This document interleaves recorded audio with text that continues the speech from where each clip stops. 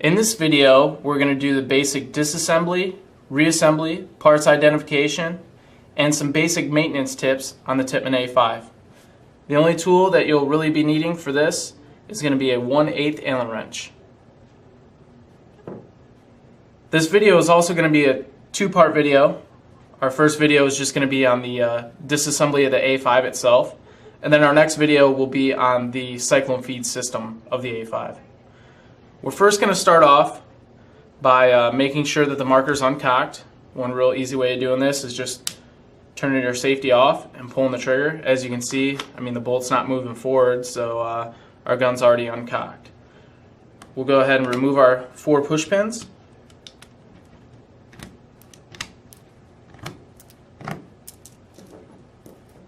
We'll remove our end cap, our guide pin, our drive spring. We'll go ahead and remove our lower grip frame. And then from there, you have your tombstone latch. You'll just go ahead and push that back and pull your tombstone out, the valve assembly. And we'll go ahead, we'll set that off to the side. Now from there, you're going to want to make sure that your velocity screw is flush with the power tube or just simply turned all the way in. That way it'll allow you to slide the internals out of the back end of the marker. So as you can see, our rear bolt insert came out, and then from there you usually give it a little shake and the internals will slide right out. Now not every single A5 is going to have it to where the internals just slip right out of the back end. If that is the case, what I usually do is take the 1/8 Allen wrench and just kind of loosen up the receiver screws. And you're just loosening them up, you're not taking them out. You just get them loose enough to where you can slide the whole assembly out of the back end of the marker. And it should be fairly easy to pull out once you have those removed. So here in this whole assembly, we have our, I'll try to get a closer shot here. We have our front bolt, our linkage arm that connects the front bolt to the rear bolt. We have our power tube, which is the black plastic piece that houses our valve assembly. Our valve assembly is on the inside of the power tube, which I can take out for you real quick. A real easy way of taking out your valve is just tapping the power tube on a hard surface, and it should just slide right out. Now, if it doesn't slide right out, as you can see, it's right there at the end of the power tube. What you can do is just take your 1/8 Allen wrench and just kind of stick it in through that rectangular window and just push the rest of the valve out. Most of the time you can just tap that power tube and the valve will just slip right out. And as you can see, this is our valve assembly. And I can even go ahead and disassemble it a little bit further than that. Go ahead, and what we'll do is we'll push down on our valve plunger. And you can also take your 1/8 Allen wrench for this too, and just pop the valve internals out. Sometimes the valve internals will just pop right out. Okay. Now from there, it's going to be kind of hard to see. If I get it at the right angle there, you can see that there's an O-ring sitting at the very bottom of the valve body. Then you have your valve washer right here, and you can see it's kind of like a almost shaped like a top hat. What you're going to do with that is just kind of flip that top hat upside down and drop it in there. And then it should sit right on top of that O-ring, and you can just kind of tap it just to get it to seat. Then from there, you have your valve plunger. Go ahead and drop that back in. You have your valve spring. Goes on top of the plunger. Then you have your valve washer, which goes on top of the spring, and then you have your O-ring, which goes on top of the washer. Then from there, the O-ring will actually seat down into the valve assembly. As you can see, that O-ring's not completely seated down into the valve assembly, so we'll go ahead, we'll get that seated back down just by kind of pushing it down in there using any kind of tool. You could use a screwdriver. In this case, I'm using the guide pin for the drive spring, and you're just going to get it seated down to where it's flush with the valve body. As you can see, there's no O-ring sticking out there.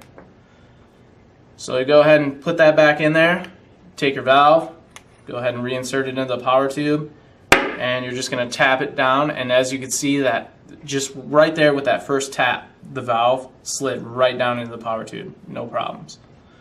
Then from there, you're just going to go ahead and reinsert your front bolt. Make sure that you get this block here with a hole in it facing towards the front side of your power tube. And you'll also see that indexing notch there. Then you're going to go ahead and reconnect your linkage arm. Then here you have your rear bolt. You have your O-ring on the rear bolt. Real common maintenance is just to put a couple drops on that. Just a couple drops of oil. You know, just the oil that we provide in our accessory pack. And then from there you can just go ahead and slide your internals back into the marker. We'll kind of zoom out for that. And I want to show you what's inside the marker. As you can see, there's nothing inside there. The only thing that you have inside there is just your ball latch, and then there's a receiver O-ring, which is going to be kind of hard to see in there, but it's on the right hand side of the receiver. But that's all your internals. I mean, your internals, this is it right here. That's all you have. So there's really no reason to take apart the body halves of the gun. Everything just slides right out of the back end. I always leave the body halves intact. That way you don't get your ball latch backwards, you don't get your cocking handle spring and your drive spring mixed up. Everything, you know, comes apart, goes apart, and, you know, just the way it should be. So we'll go ahead, we'll slide our internals back into the marker.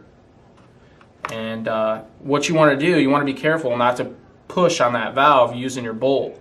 Because when you push on that valve, you run the risk of popping all those internals that we just put in right back out. So usually once I get to this point and I can feel that there's some resistance there, I'll take my 1/8 Allen wrench and kind of stick it in through the window of the power tube and just kind of pull that whole assembly down. Now once you get to that point, you can actually take it and put it on the back end of the power tube and slide the power tube back into the marker. Now if you feel a lot of resistance there, you don't want to really push on the end of that power tube because you can put a dent in it. But as you can see, that slid in real easily. Then from there, we'll go ahead and we'll reinsert our tombstone. You can go ahead and put your push pin back in, hold your tombstone in place. Then from there, we'll go ahead and we'll reinstall our grip frame. There's really no reason to take apart the trigger assembly or the grip frame. I mean, if you're doing basic maintenance on it, I mean, you can just simply just wipe it down with a cloth, make sure you don't have any paint or anything on there, and then just reinstall it. Go ahead and we'll kind of snug those receiver bolts that we loosened up earlier, just so we can slide our grip frame back on. Go ahead and get our grip frame back on. Go ahead and put the one push pin on. And from there we have our bolt insert. Go ahead and drop that in there. And then in the back end of that bolt insert, you have a hole where your drive spring is going to insert. Then you have your guide pin, your end cap, and we have our push pins. Go ahead and get that push pin in. And that is just the basic disassembly, reassembly, parts identification, and some basic maintenance tips on the Tippmann A5.